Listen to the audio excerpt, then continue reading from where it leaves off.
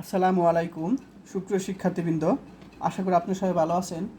আজকে আমরা ক্যালকুলাস 2 এর চ্যাপ্টার 12 এর একটি প্রশ্ন আলোচনা করব। এক্সাম্পল 29। দেখাও যে নেবুলা ভেক্টর ডট গুণ nabla vector r power m equal to m into m plus 1 r power m minus 2। এটা আমাদের দেখাতে বলছে। তো এই প্রশ্নের সলিউশন করার জন্য অবশ্যই আমাদের দুইটা কি সূত্র জানতে হবে। সেই সূত্রটা হলো nabla vector r power m equal to এই এমটা এখানে হবে এবং আর পাওয়ার এখান থেকে হবে -2 হবে এবং আর ভেক্টর হবে। এটা সূত্র।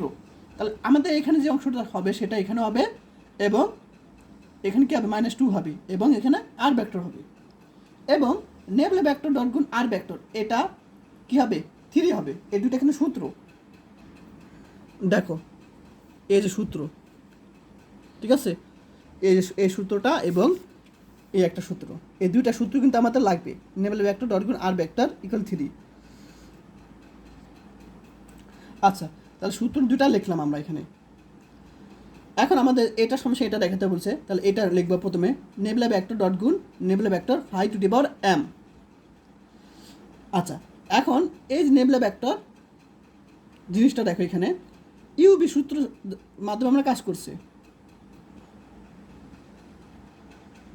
সরি, ইউবি না, এই যে নেবুলা ভেক্টর এখানে ডট গুণ হবে, নেবুলা ভেক্টর ডট গুণ, এই যে ডট গুণ এখানে এই যে এইটুকের মান কত, এই যে এইটুকের মান হলো এই যে এটা সূত্র। তাহলে আমরা এইটুকের সূত্রটা এই যে এইটুকু আমরা বসিয়ে দিলাম। নেবুলা ভেক্টর ডট গুণ আমরা এই যে এইটুকের যে মান সূত্রটা এখানে বসিয়ে দিলাম। তাহলে বুঝতে পারছো? এখন আমরা এই যে তোমার একটা কি আছে ধ্রুবক এম, সেটা আমরা এখানে বাইরে নিয়ে আসলাম, ঠিক আছে, এমটা বাইরে নিয়ে আসলাম। তাহলে নেবুলা ভেক্টর আমাদের নেবুলা ভেক্টর কি আছে, nabla vector r to the power -2 r vector. তাহলে বুঝতে পারছো, এটা আমরা বাইরে নিয়ে আসলাম। তা এটার সাথে আমরা এটুক আমরা কাজ করব। এখন আমরা এটাকে ইউ মনে করব, এটাকে বি মনে করব। সরি, হ্যাঁ, তাহলে এটা ইউ এটা বি মনে করব। ইউবি সূত্র সাহায্যে কাজ করবো আমরা এটাকে, ঠিক আছে। তাহলে ইউবি সূত্রের সাহায্যে কি আমরা প্রথম দেখো কি করছি, ইউকে অন্তরীকরণ করলাম বি রেখে, অর্থাৎ অন্তরীকরণ আকারে রেখে দিচ্ছি আমরা। দেখো ইউবি সূত্র, অর্থাৎ ইউ রেখে দিলাম আমরা, বিকে আমরা ইউকে অন্তরীকরণ করব, বি রেখে দিলাম। তাহলে ইউকে দেখো অন্তরীকরণ আকারে রেখে দিছে প্লাস, এরপর আমরা বি কী করবো, এটা কি ইউ রেখে দিলাম, বিকে আমরা অন্তরীকরণ করবো, অর্থাৎ অন্তরীকরণ আকারে রেখে দিছি। সবাই বুঝতে পারছে? তাহলে ইউবি সূত্রে যা কাজ করছে, ইউবি সূত্রে সবাই জানো যে ইউ রেখে বিকে অন্তরীকরণ করতে হয়, বি রেখে ইউকে অন্তরীকরণ করতে হয়। যারা জানো না তারা দেখে নাও সূত্রটা আবার। ডিডিএক্স ইউবি সূত্র হলো তোমার, এখানে আমরা বি রেখে প্রথমে ইউকে অন্তরীকরণ করলাম প্লাস আবার ইউ রেখে বিকে আমরা অন্তরীকরণ করলাম। এটা সূত্র। বির কি অন্তরীকরণ করবো, আবার ইউ রেখে বিকে অন্তরীকরণ করবো। তাহলে আমরা প্রথমে কি করলাম, এই সূত্রের সাহায্যে বি রেখে দিলাম, এই যে বি রেখে দিলাম, ইউকে আমরা অন্তরীকরণ আকারে রেখে দিলাম প্লাস আবার ইউ রেখে দিলাম, ইউ এটা, তা বিকে আমরা এই যে এটা তোমার কি এই যে বিকে আমরা অন্তরীকরণ আকারে রেখে দিলাম।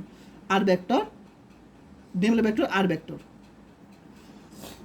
ঠিক আছে। আর এখানে মাসিন ডট গুণ হবে, ঠিক আছে। সবাই বুঝতে পারছো, ইউবি সূত্রের সাহায্যে কাজ করছি। এখন এখানে যা আছে তাই দেখো, এম কিন্তু এটার সাথে গুণ আছে, এম কিন্তু এটার সাথে গুণ আকারে আছে। তাহলে এম এটার সাথে গুণ করলাম, এম এটার সাথে গুণ করলাম, জাস্ট এটাই।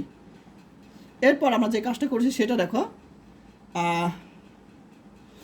এই যে সূত্রটা দেখো, এই সূত্রটা কিন্তু আমাদের এই সূত্র অনুসারে পড়ে গেছে, ঠিক আছে। অর্থাৎ আমরা এই সূত্রটা ফলো করছি। তো এখানে দেখো কি ছিল, আর nabla vector r to the power m, সেই এমটা কিন্তু এখানে হয়েছিল। ঠিক একইভাবে এখানে nabla vector r to the power m-2 আছে।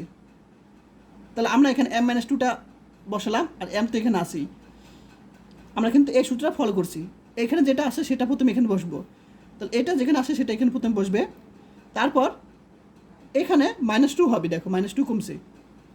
ঠিক একইভাবে আমাদের কি করব, বুঝেছিলাম এখান থেকে -2 কমবে, দেখো এই যে -2 কমছে, দেখো এখান থেকে -2 কমছে, অর্থাৎ আমাদের এখানে যে অংশটা আছে সেটা এখানে হবে। তারপর আমরা আর ভেক্টর পাওয়ার এখানে -2 হবে, এরপর আমরা এখানে কী হবে, আর ভেক্টর হবে। তাহলে আমাদের এইটুক সূত্র কিন্তু এই সূত্রের মাধ্যমে কাজ করছি। শুধু এখানে এম এর পরিবর্তে m-2 বসাবো, এম এর পরিবর্তে m-2 বসাবো, এম এর পরিবর্তে m-2 বসালে হয়ে যাবে। ক্লিয়ার? তাহলে আমরা এখানে m-2, তাহলে এই জিনিসটা এখানে বসবে। তারপর আমরা এখানে -2 হবে এই সূত্র দ্বারা, এবং এখানে আর ভেক্টর হবে, এই যে আর ভেক্টর, আর এখানে ডট গুণ তো আর ভেক্টর আছেই। এখন এখানে দেখো নেবলে ভেক্টর ডট গুণ আর, এটা মান কত 3, এটা মান 3 বসালাম, 3m r2m-2 বসালাম। আচ্ছা, এখন আমরা যে কাজটা করেছি সেটা দেখো, আর ভেক্টর ডট গুণ আর ভেক্টর একসাথে লিখলাম, আর এটুক আমরা এখানে লিখলাম, এটুকু যা আছে তাই, এখানে আমরা আর ভেক্টর ডট গুণ আর ভেক্টর লিখলাম, আর এখানে যা আছে তাই। এখন আমরা জানি যে দুইটা আর ভেক্টর ডট গুণ কী হবে, আর স্কোয়ার, অর্থাৎ তখন কিন্তু ভেক্টর থাকবে না। এটাকে তোমরা এই অ্যানালিটিক পড়ে আসছো যে যখন আমরা দুইটা ভেক্টর ডট গুণ করবো তখন স্কোয়ার হবে, কিন্তু তখন ভেক্টরটা থাকবে না। ঠিক আছে, এটা এখন সবাই জানো নিয়ম যে দুইটা ভেক্টর ডট গুণ করলে কী হবে, যেমন এখানে আর স্কোয়ার, কিন্তু তখন ভেক্টরটা হবে না। তারপর এখানে যা আছে তাই। এখন আমরা যে কাজটা করেছি সেটা দেখো, এখান থেকে দেখো আর আর ডট গুণ আছে, অর্থাৎ গুণ থাকলে কী হবে, পাওয়ার পরে যোগ হবে। তাহলে এখানে +2 -4 কী হবে, -2 হবে। তো দুইটা ভিত্তি থেকে একটা ভিত্তি নিলাম, আর এখানে পাওয়ার পরে যোগ হবে, তাহলে m-2 হবে। এখন দেখো এখান থেকে কমন যাবে কি, এখান থেকে m কমন নিলাম, এখান থেকে কমন যাবে আর পাওয়ার m-2, আর পাওয়ার m-2, তাহলে এইটুক কমন যাবে, কমন নিলাম, এইটুক এটা কমন নিয়েছি, হয় বুঝতে পারছো? তাহলে এইটুক কমন নিলাম, এইটুক কমন নিয়েছি, তো থাকবে কি m-2 +3 থাকবে কমন নিয়ে।